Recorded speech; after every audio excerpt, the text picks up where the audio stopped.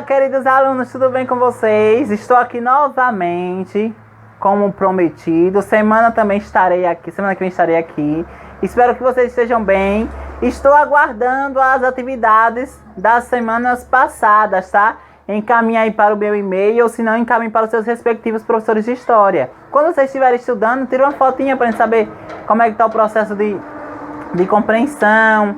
E o retorno de vocês é muito importante, levando em consideração essa perspectiva. Espero que seus familiares também estejam bem, que isso é muito importante, né? A questão de isolamento social, preservação, então isso daí vocês já têm em mente e não se preocupem. Em breve estaremos todo mundo juntos, novamente, tá? Pronto. Na aula passada, na primeira aula, a gente trabalhou aí a questão da definição de iluminismo como movimento cultural, né?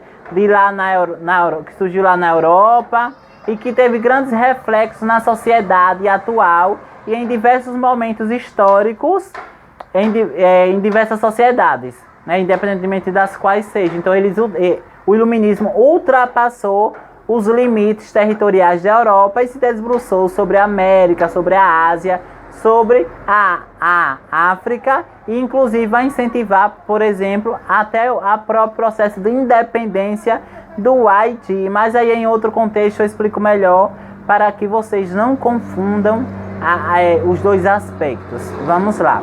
Hoje, a aula de hoje vai ser algo mais didático, porque eu mencionei as ideias do que é iluminismo, falei a importância, os reflexos, mas eu não mencionei quem foram os pensadores. Quem foram as pessoas que idealizaram o projeto iluminista? Que projeto era esse? E o que esses pensadores defendiam?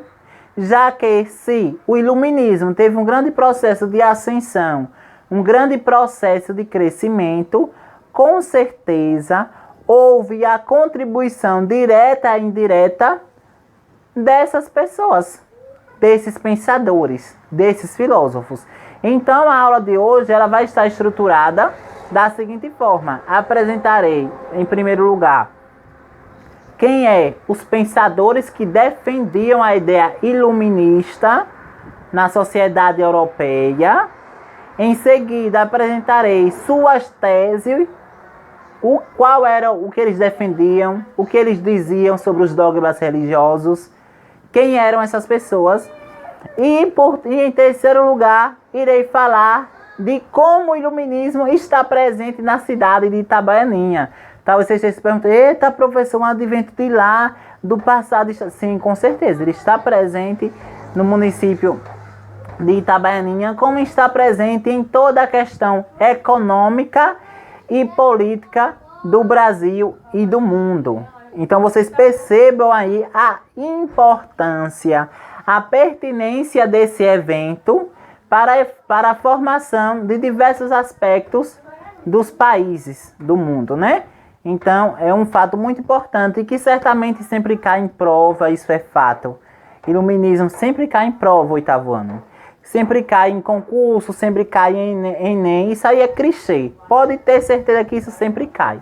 Porque o modo de como ocorreu e que ainda vai passando de geração em geração, né? Então vamos lá. Aí na telinha de vocês vai aparecer uma foto com três pensadores, né?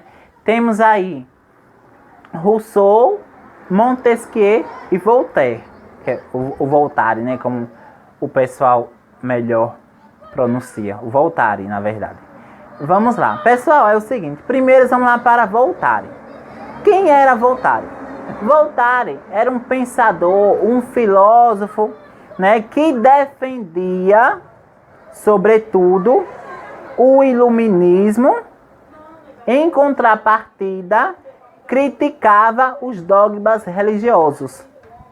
Voltaire, ele vai dizer que vários males, várias coisas negativas que ocorrem na França é resultado do posicionamento da igreja, é resultado das práticas do homem que está interligado, que está ligado à igreja, à ação da igreja. Para melhor estruturar essa ideia, eu peço que vocês correm lá, que eu acabei esquecendo no início do vídeo. Corre lá, pega o caderno de vocês e anotem. Voltaire defendia a questão do iluminismo, mas criticava o posicionamento e as práticas que estavam ligadas à igreja. Significa que Voltaire, ele é ateu? Não. Ele criticava o modo de como a igreja se organizava em torno da sociedade, de como a igreja manipulava, de como a igreja alienava naquele período, pessoal, no período iluminista. Mas ele, assim como os demais, vai acreditar na existência de um ser onisciente. O que significa dizer que eles acreditam em um Deus, eles acreditam que há a existência de um Deus, mas que esse Deus é imparcial. Esse Deus não nos pune, esse Deus não nos castiga pelas nossas práticas. Então vai surgir aí, por meio de Voltaire, a questão dos deístas. O que significa deístas? É um termo criado por ele mesmo para definir que, olha, eu acredito na existência de um Deus. Só não acredito no modo e como as pessoas passam essa informação, dizendo que esse Deus castiga a sociedade de acordo com as práticas que o ser humano faz no seu dia a dia, tá? E outra coisa importante é que esse deísmo ligado a Voltaire, na verdade, ele vai dizer que esse Deus está ligado à natureza. A natureza, como também está ligado ao espírito do homem, ao espiritual, à questão espiritual, sentimental. Mas há uma imparcialidade, tá? Há uma imparcialidade desse Deus. Como também ele vai dizer que é onisciente. O que significa necessariamente onisciente? Apesar de se manifestar em diversos elementos, mas que está ligado à natureza. Ele interfere na natureza e não necessariamente na vida do homem. Então, Voltaire, ele vai defender aí essa questão do deísmo, né? E ele critica severamente, faz críticas duras aos dogmas religiosos, tá? Ele não para por aí, não. Ele critica as estruturas de como a igreja está organizada. Temos aí Voltaire. Mas, ao mesmo tempo, temos Rousseau, tá? Temos Rousseau, como também temos aí Montesquieu. Rousseau, eu vou deixar para explicar no final, porque é algo mais prático e, ao mesmo tempo, é algo mais objetivo, tá? E eu vou explicar agora Montesquieu, porque eu já faço um contraponto de Itabaianinha. Olha, Montesquieu e Itabaianinha. Montesquieu, assim como Voltaire, ele era um pensador iluminista, filósofo, tudo mais, né? Mas, enquanto Voltaire, ele vai defender a questão do deísmo, tá? Como as críticas social para a igreja, Montesquieu, ele vai criar teoria. E essa teoria criada por Montesquieu vai resultar em uns 3 poderes. Que 3 poderes são esses? Alguém poderia me dizer? Pense aí. Os 3 poderes: legislativo, executivo e o poder judiciário. Olhe, pessoal, Montesquieu criou a teoria desses 3 poderes no período iluminista, no período de ascensão do iluminismo. E essa teoria vai revolucionar o iluminismo. Vai ir direto contra o absolutismo. Lembrando que o absolutismo era o poder na mão de uma única pessoa. E esses 3 poderes é o contrário. Se é 3 poderes, significa que existem 3 categorias.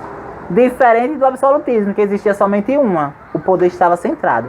Então, esses 3 poderes vai afrontar, vai desafiar os absolutistas, as famílias absolutistas. E nesse processo de desafio, vai gerar que diversos países da Europa, diversos países do mundo, vai aderir a essa forma, vai aderir a essa teoria de Montesquieu. Então ele vai contribuir para o crescimento e ascensão do iluminismo a partir da elaboração, da construção da teoria dos três poderes. E aí, professor, como é que eu vou associar com o Brasil, trazer Nordeste, Sergipe e se deparar com Itabaianinha? Pessoal, é fácil. Qual é a forma de governo hoje que existe no Brasil? República, não é isso? É uma forma de governo. A república é uma forma de governo. Então significa que a república é resultado dos ideais iluministas, que é também resultado dos três poderes. Nem Itabaianinha não existe, nem Sergipe e no Brasil não existem os três poderes: executivo, legislativo e judiciário. Então, por meio da política, os reflexos iluministas estão em Itabaianinha. Olhe, veja que temos em Itabaianinha, temos a prefeitura, tá? Temos aí a questão dos órgãos judiciais, que é a questão da justiça, como também temos aí a Câmara de Vereadores. São poderes diferentes, são categorias diferentes, formas de organizar, formas de agir, formas de pensar, formas de elaborar diferentes, mas que essas diferenças há uma relação. Olha como é interessante. Três poderes. Um faz, um constrói e um fiscaliza. Lembrem sempre disso. Três poderes. Um faz, um constrói e um fiscaliza. E esses três elementos é resultado do iluminismo. É resultado de Montesquieu, que por mais que passou por alguns processos de mudanças, mas permaneceu a sua essência.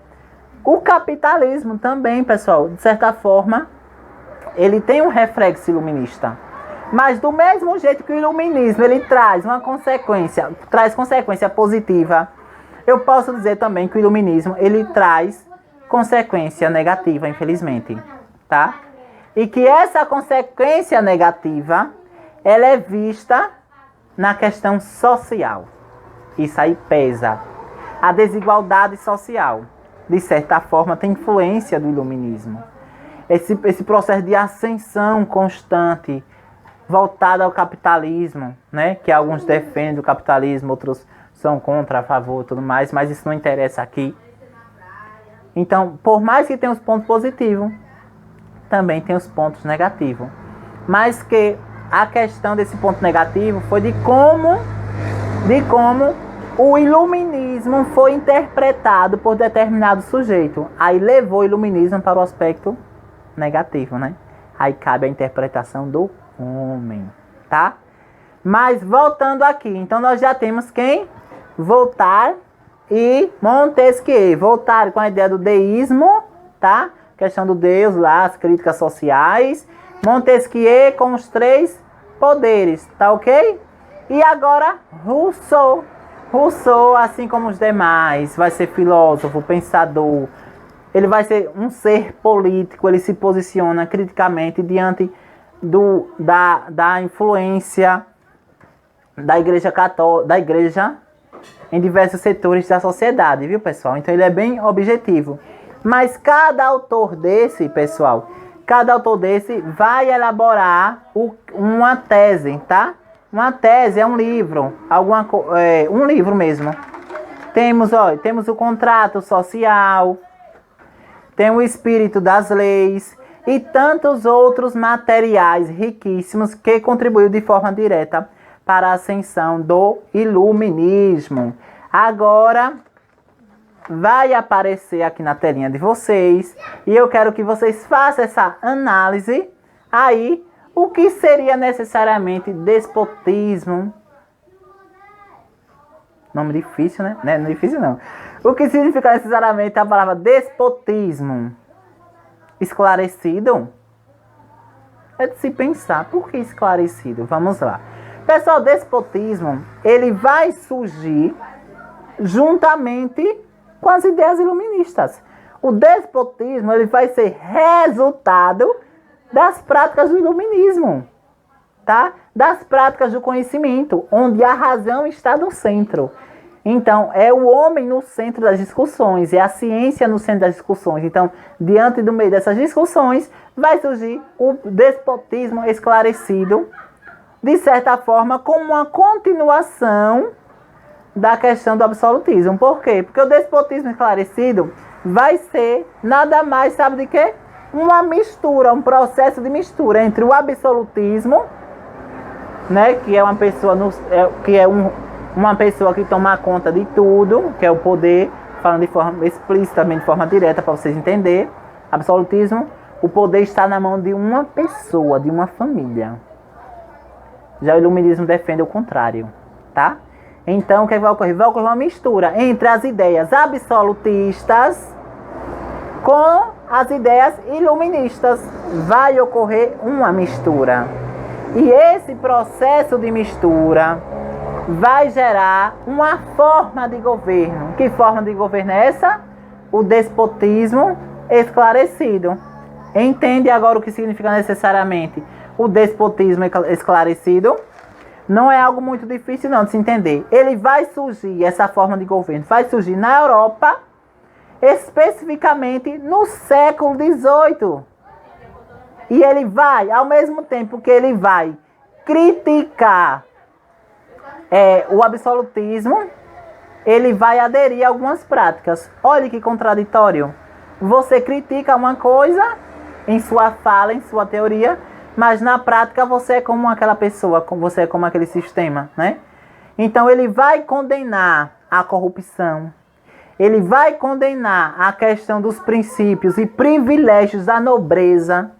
Isso é fato, ele vai criticar a nobreza, vai criticar os privilégios, porque a nobreza tem um determinado fator riquíssimo, porque eles têm acesso a quase tudo da sociedade e a outra não tem. Então isso aí são ideias iluministas, olha. Né? A questão da igualdade, fraternidade, né? São ideias iluministas, mas em sua prática é absolutista. Então há essa mistura aí. Então isso vai se dar aí o despotismo esclarecido. Dentro desse processo aí, pessoal, também vai existir uma pessoa chamada, vai mostrar aí na tela de vocês, chamada Marquês de Pombal. E aí o seu foco de atuação vai ser justamente Brasil, atuação Brasil. Ele vai ser indicado pelo rei de Portugal, tá? Para vir para o Brasil e expulsar algumas igrejas, vai vir para o Brasil e vai expulsar alguns jesuítas que existiam no centro das aldeias. Olha, isso aí é uma ideia iluminista, tá? Porque os jesuítas, eles manipulavam as tribos indígenas para que aquelas tribos se tornassem aderentes ao catolicismo. Então, é uma questão de respeito. A saída dele significa respeito. Então, é uma ideia iluminista. Mas, ao mesmo tempo, se torna uma ideia absolutista. Porque aquela área, que devido à saída dos jesuítas, vai permanecer na mão de quem? De Marquês de Pombal. Olha, vai sair os jesuítas e vai permanecer agora Marquês de Pombal.